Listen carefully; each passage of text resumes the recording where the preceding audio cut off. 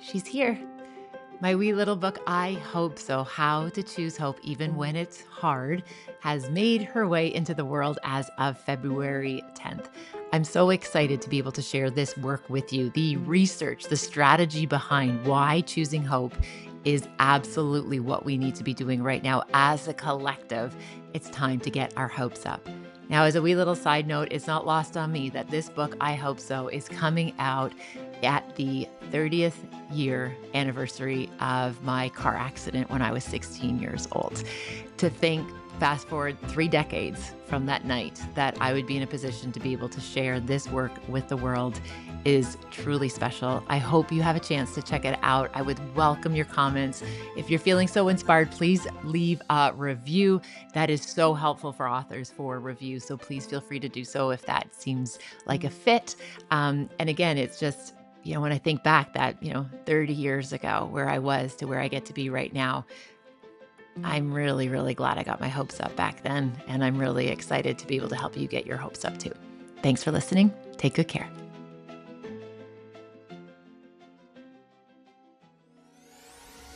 Welcome to Life by Design. I'm your host, Robyne, and I am thrilled to welcome you to this space for real conversations about how we live, how we show up day in and day out, because the quality of our life is shaped by our habits. What we do in ordinary time allows us to be extraordinary. We can unpack what it takes to truly live well and be well in real life. Welcome to Life by Design. And I'm just so excited that you're here. Welcome to Life by Design. On today's episode, I got to spend time with the one and only Dr. James Rouse. Now, I reference Dr. James in all 3 of my books, and I refer to him as like the unicorn. This is someone who is like an Emmy Award winner. He is a functional medicine doctor, death doula. Like, this person is remarkable in their ability to talk about the intersection of spirituality and science. I appreciate this conversation. I personally believe this is absolutely what the world needs a dose of right now. More of Dr. James with a side of hope. I hope you enjoy this episode, and I look forward to hearing your thoughts about it. So please reach out, let us know, because I do believe this Hope Collective, it's going to make a difference. And I hope this episode brings you just a wee bit of that today.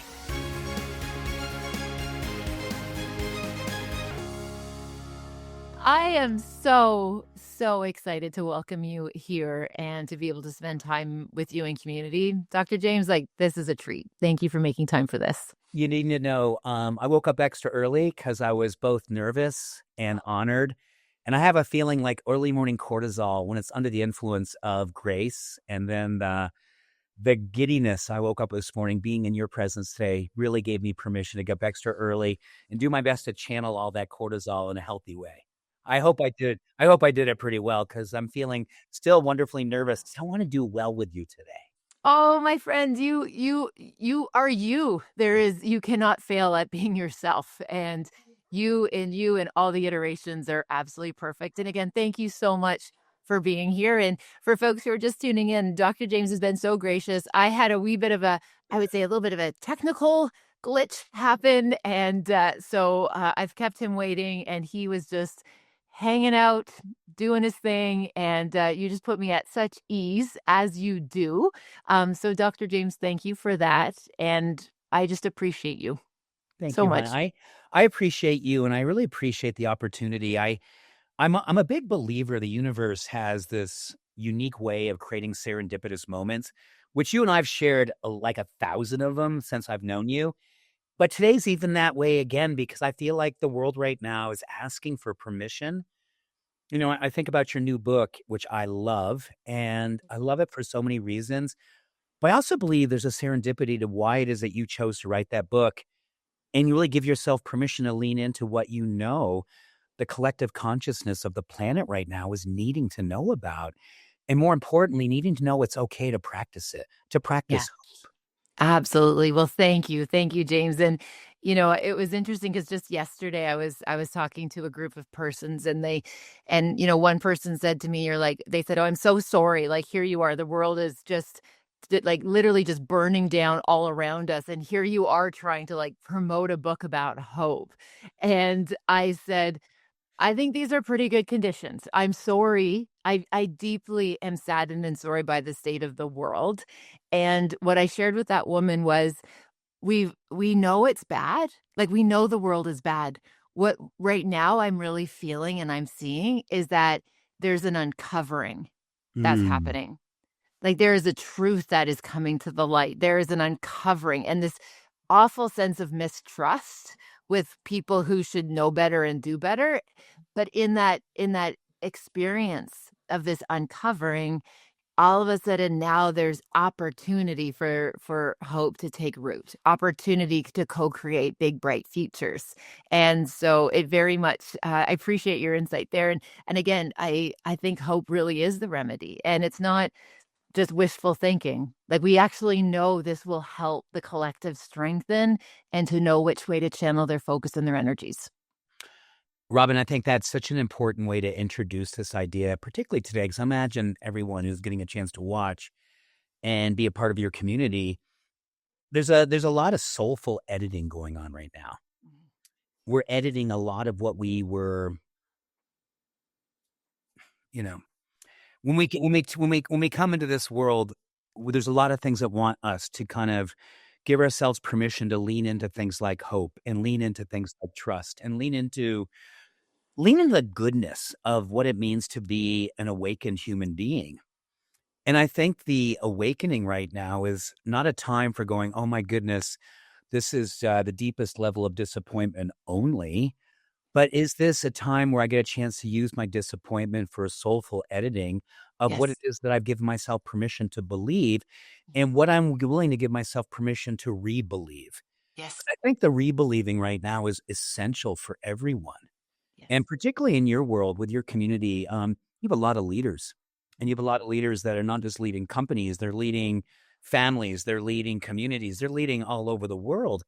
And, the thing that I've always loved about hope is that is the science tells us over and over again, you want to galvanize a movement, you want to get people to come together.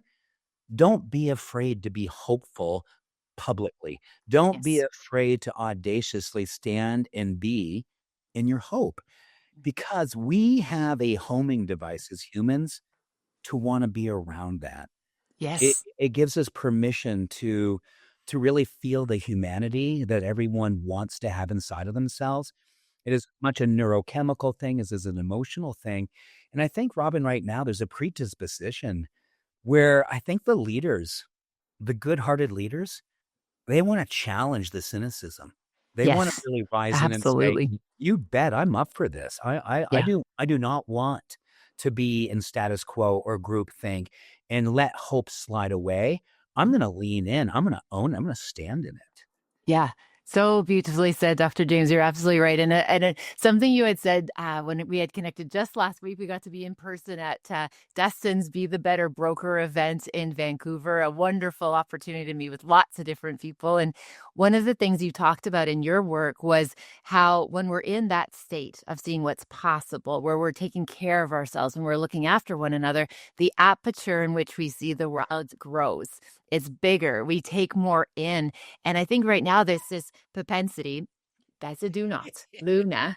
Oh, sorry, no, Navy. No, there's this propensity for us to like, kind of look at our shoelaces, right? Like just kind Mm. of look down, look at our shoelaces, kind of scroll ourselves into these moments where I love how you're sharing that. Like we are drawn to people who are willing to, to use your language, like show up heroic right now and Mm. say, we're going to dare to imagine better and we're going to do better and action it, which I just think is so extraordinary. And I just really appreciated how you articulated that idea that that aperture in which we see the world is bigger when we're in a more of that positive flow state.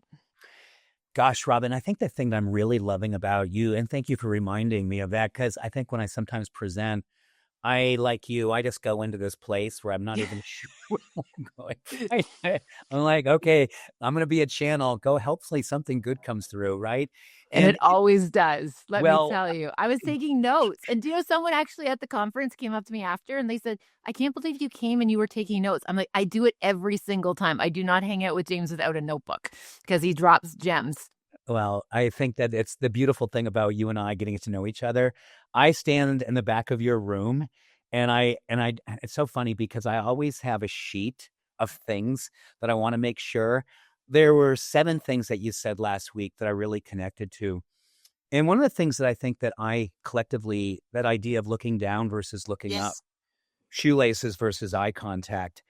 The thing that I'm really sensing right now, Robin, and I really believe why this time right now for leaders, and I don't want leaders to think, oh my gosh, I don't have a business card that says X, Y, and Z, and I'm not at whatever, state and public awareness of having a title or influence. The thing that I'm loving more and more right now about the idea of hope is that there is there's a neuroplastic set point Yes. that a lot of people are moving into right now or have been in a long time just because there's been a lot of things that said, I'm not going to dare to hope right now. I'm going to kind of turn my light down because I don't want to stick out, or I'm going to accept something less than what I know is my truth. Yes. I don't want to be disappointed, Yeah, absolutely. or I don't want to disappoint the ones I love. And I want to really encourage everyone, give yourself permission to realize that one of the greatest opportunities about the burden of the of the idea of I've got more to do is treating as just that. That is a neuroplastic invitation to say, I've been circling at a certain level of consciousness or a certain level of leadership or a certain level of hope, and I'm ready to challenge it. Yes. I'm ready to say, I want to use this unrealized potential as my declaration of a heroic activity called this next iteration of myself. Yes. Interesting enough, I was looking at, and it's funny because you and I use the word hero a lot. And hero, as you know, etymologically means to protect. The world is looking for protection about its hopefulness. Yeah. I want to protect hope. Yeah. I want to believe in it. I want to stand for it. I don't want what's happening in the world to actually diminish my degree of hope. Yes. So there's a lot of things that we can do every single day, Robin, that helps us to manufacture a predictable level of hope that we can count on. And then when we step out in the world and we get a chance to demonstrate, the Dalai Lama used to always say, I convince by my presence. Mhm. There's a lot to be said by how it is that collective consciousness, and I love to say sort of the contagious effervescence, if that's a word, Yeah. effervescence of hope, people pick up on it. Totally. It's a permission giver. Yeah. And I think, Robin, right now, everyone who's here today watching with us, give yourself permission to question what status quo is asking of you. And is it asking for your heart to contract, or is it asking for your heart to open? And if it's asking to contract, that you have a lot to say whether or not you're going to follow that group think, Yes. or you're going to stand in a different place where you say, I'm going to bring something unreasonable to life. I'm going to give something that's effervescent and awakened to life. Yeah. I'm going to lean into some really good science to say, this is my permission to demonstrate a heroic activity of protecting hope. Yes. Why? Because that's what humanity needs right now, is the Yeah. circulation of possibility. Absolutely. And, as James, I say, that's so beautifully said. And I feel that in my bones. Like when you talk about that, what it feels like in my body is it's like, this is truth. Like this is, even how you just describe it, it's that idea that when we think about fear and anger and rage, they're such dense emotions energetically. Like when we even feel like, we just feel like smothered with grief, like just the heaviness. And when we are in opportunity and community, and there is this shared hope, and we know shared hope actually scientifically, like, it outperforms mindfulness during periods of adversity. Like, this is remarkable. And what happens is so beautiful in the sense that all of a sudden there's this spaciousness that comes in. There's this lightness that comes in when we feel about like joy, possibility, merriment, all of those things just cultivate to me this, like, again, this openness, this spaciousness to be able to show up, to be able to make eye contact, to be able to lean in. And, so sweetly, a person at the conference that we were at last week said to me off after we were walking through, they're like, "What is James on?" And I'm like, "Love." Like, literally, he is like, that is love.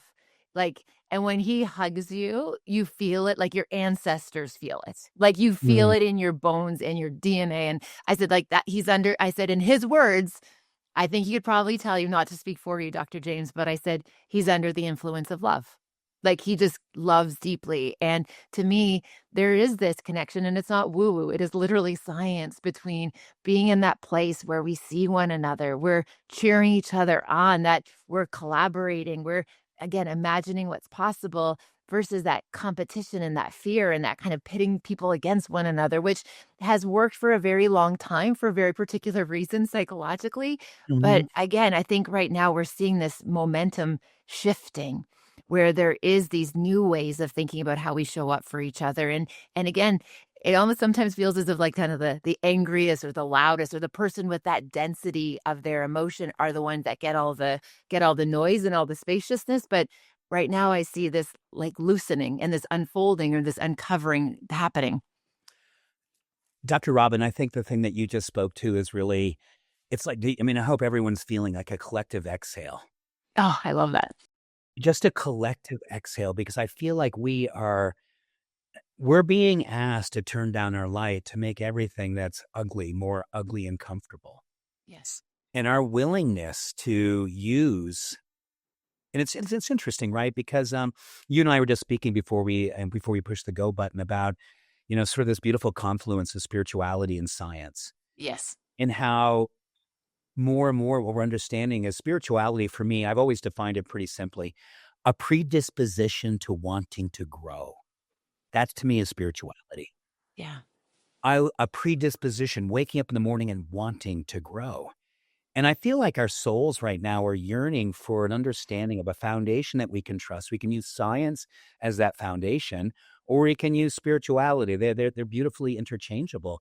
But whenever one gives you permission to step into your truth, or gives you this wonderful sort of catalyst, whether it's oxytocin or giving cortisol Mhm. like you have to do in the morning, or allowing your innate pharmacy Yes. to be accessed, and you having the choice, the power of choice to say, I'm going to do something first thing in the morning that opens the door to Mhm. trust.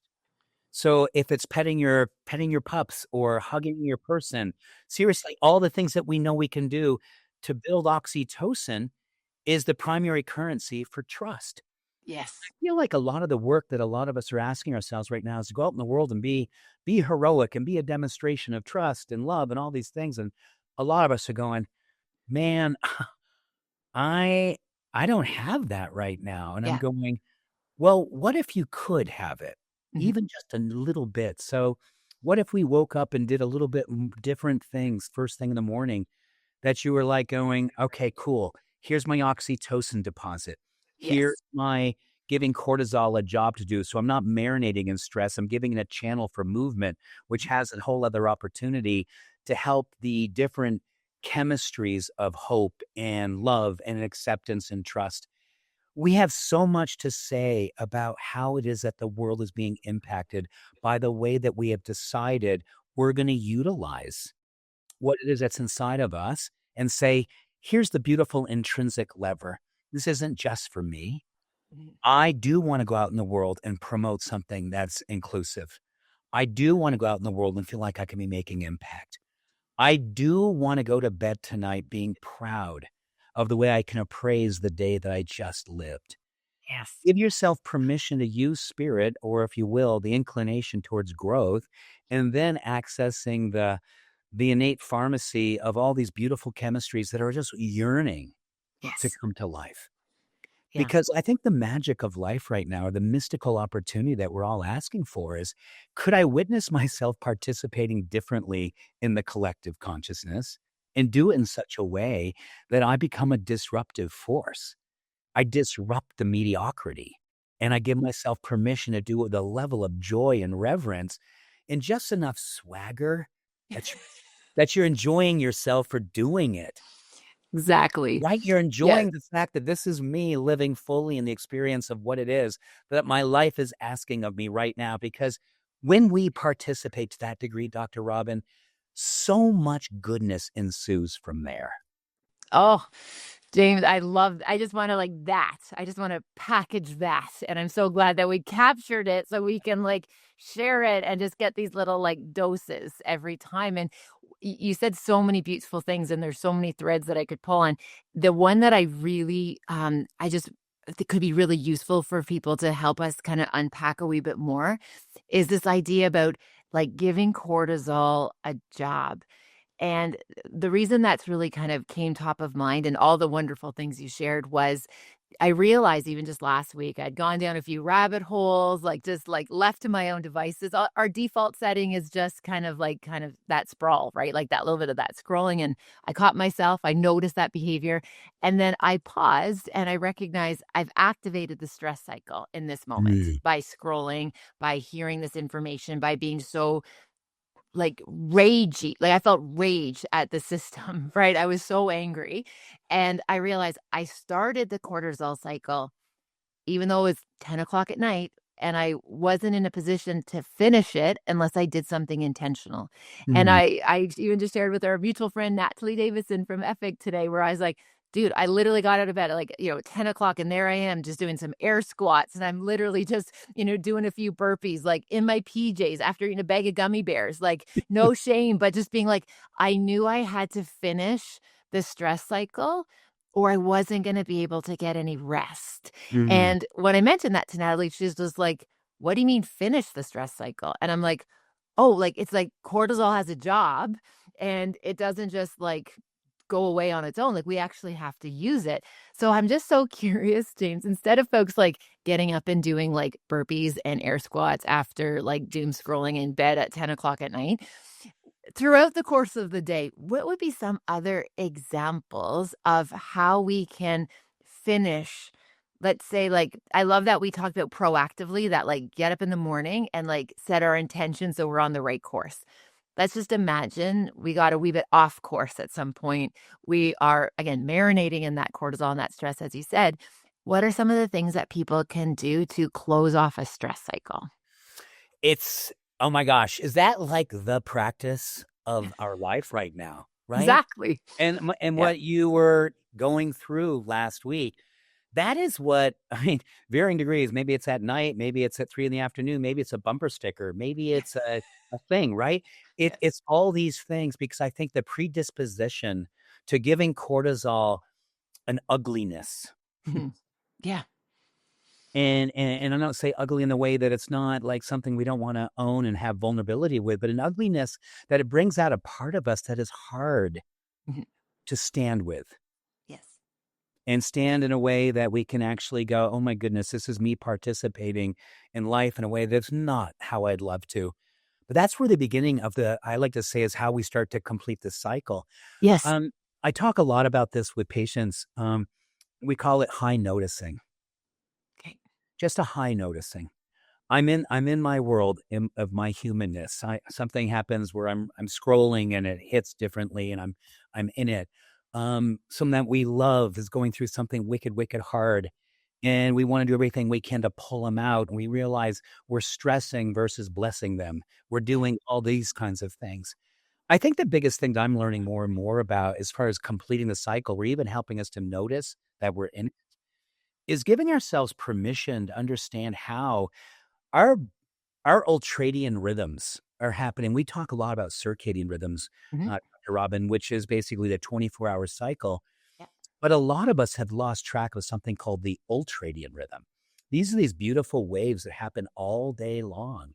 Mhm. And what I try to do, and I'm so old school, you're going to love this. I literally build my day from 4 a.m. Mhm. to 5 p.m. I every love it. 15 minutes. Yeah. It's a little monomaniacal. However, Mhm. what it gives me is permission to participate in my ultradian rhythms because Yeah, every 45 minutes, I'm stepping away. I'm stepping exactly. away to go outside and lay in the grass in the summertime or go out and do a snow angel in the summertime, but I'm literally disrupting everything. Or if I'm feeling fatigued, I'll just go from my desk and lie down on the floor and go into a breathing practice. And throughout the day, I'm riding these waves. So cortisol, number one, is giving a job. More importantly, it's giving me heroic awareness, the fact that I'm not a human doing. I'm not a human doing. So how do we complete this cycle? Give yourself permission to be out in front of it. Yeah, Be in I love front that. Yeah, versus holy everything that I just came off the rails. And I yeah, know some things, listen, I live in the United States. I'm off the rails daily with what's going on here, and I mean it. I'm yeah, also it's a dad. real. I'm a dad of daughters. Yeah, I am my heroic papa bear is real right now, yeah, wanting to protect. So, things will happen and all of a sudden I've gone someplace I'm not proud of, yeah, and I'm losing myself. But what I'm trying to do more and more is to ride these waves so I can recognize when I'm starting to lose my best self, where I'm yes. not gonna be helpful anymore, Mhm. to really know that cortisol has a cycle and we have a cycle of human doing. And if we can be in front of it by using our breath, by using daylight and sun, by making sure that when we're in the midst of our day, you and I talk about this a lot. Robin, the whole idea of one of the things that helps cortisol to have a place to come home to is meaning.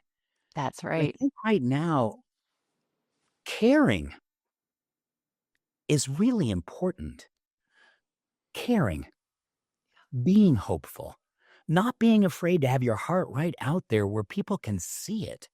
Because I find when I'm stressed and I'm also loving, I have a pretty good chance of completing the cycle. It's when I'm fighting against it or feeling ashamed of it or wanting to bury that I'm caring right now. Then Yes. I tend to get lost in scrolling or I tend to get Mhm. lost in refined carbohydrates or Yes. tend to get lost in judgment. Yeah. These are all the ways that I hope that we can really unpack for each other. Mhm. A heroic way, again, is heroic. Etymologic means to protect. That's right. Protect your heart, but don't close your heart. Yeah. What I'm looking at in terms of stress and cortisol and hope is that an open heart is a meaningful heart, and that's Yes. allowing us to metabolize cortisol, giving it a job to do. Let the energy of cortisol give you meaning for why you care as deeply as you do. And Yeah. you're gonna ride the ultradian rhythm, and you're gonna recognize when you're in a scrolling situation, and you're also gonna recognize this is something I've been working on so much. I wanna recognize that I still have capacity to care. That I'm not completely used up, that I'm not maxed out, that I'm not burning out. Because the ultradian rhythm and riding that gives me permission to feel like, "Oh, I've always got capacity to care." And I think, Robin, right now, we need to know that caring is our superpower, not shutting down, not going numb, but using our self-care practices a way of that I'm still open at the top, I'm still in high noticing, and I Yeah. am not afraid to own my humanity, even when it's hard. Yeah. James, that's so beautiful. Again, it's just again, it's this looking at it with just such radical clarity of the fact that when we give into those, dark forces, when we give into that negative side, that shadow pieces, that it's by nature, it's like designed to keep us oppressed. It's designed to, cultivate fear. It's designed to create separation and division and devices, like all the things like from a psychological perspective, we know that this happens for a reason. And the anecdote is very much like it's loving. It is Mhm. literally, as you said, incarnate love. Like Dr. James, you in action, you model it every day. And again, I really appreciate what I'm hearing when you share about the fact that like James wasn't born this way. Like this isn't just something he like stumbled upon this like fountain and all of a sudden he is just like you have had and you have shared some of the darkest seasons, and you share it in your writing, you've shared it in your book, you've shared it on in your courses, in your community. Like, you're very, very open with the fact that you know pain, James. You know heartbreak. You know so much hurt, and you have found this way of not, as you know, we've talked about that stuff like grief. We never get rid of it. We just learn how to bring it with us wherever we go in the most compassionate, gentle, kindest, yet heroic way. And so, again, I just wanted to reiterate that, because I'm sure folks, if if they haven't come across your work yet, they're jumping in and being like, here is this version of the, like, I always say, like, you are literally the, my unicorn, right? Like, you are the most, I remember first meeting you being just like, people like that exist. Wow.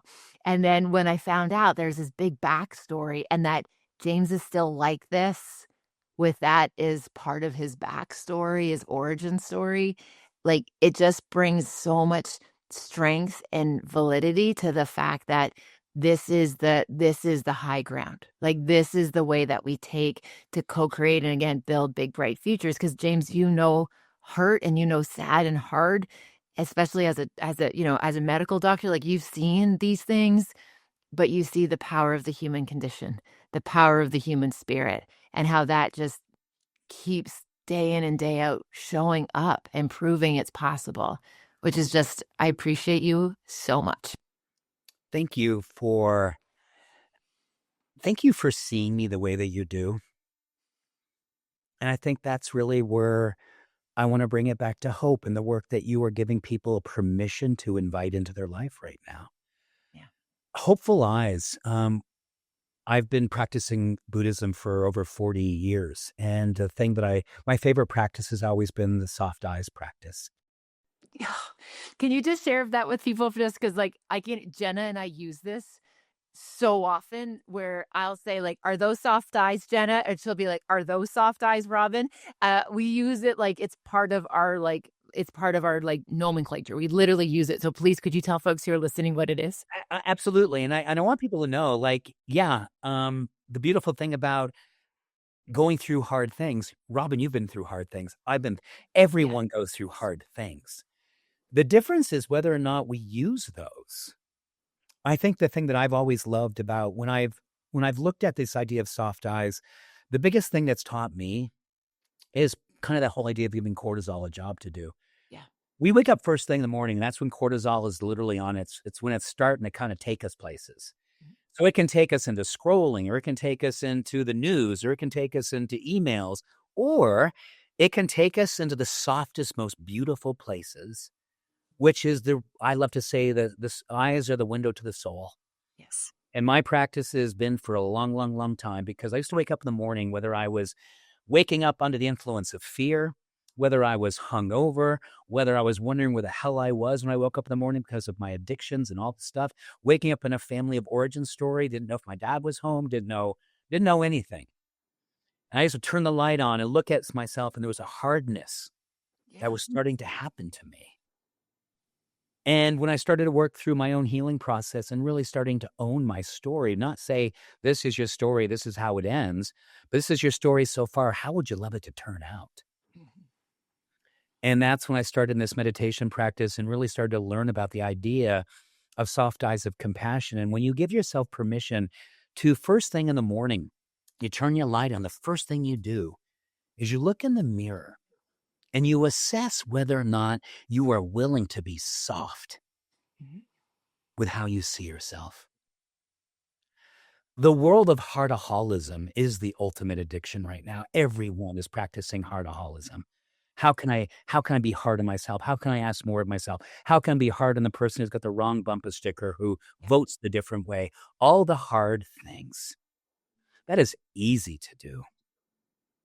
The real work right now is, how do I stay soft and tender, but powerfully loving? And I believe the thing I've learned over in time is waking up every morning and taking just a few moments. And the science is beautiful.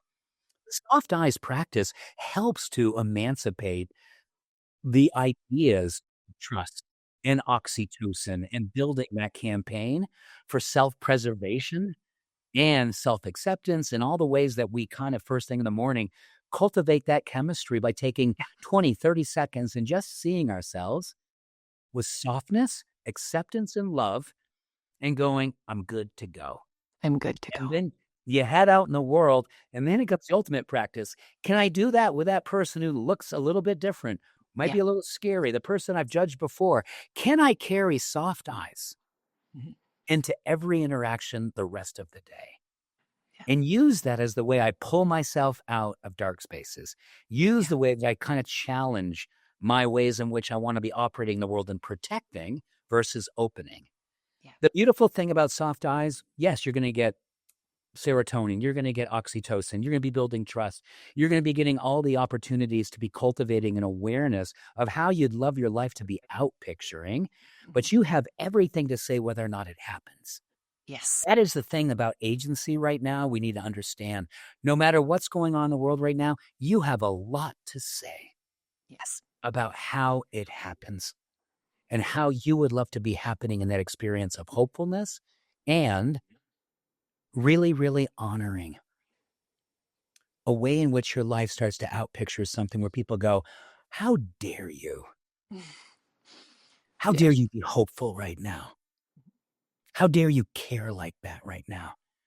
How dare you, when you look at me, I see your eyes watering because I know that's how much you love me.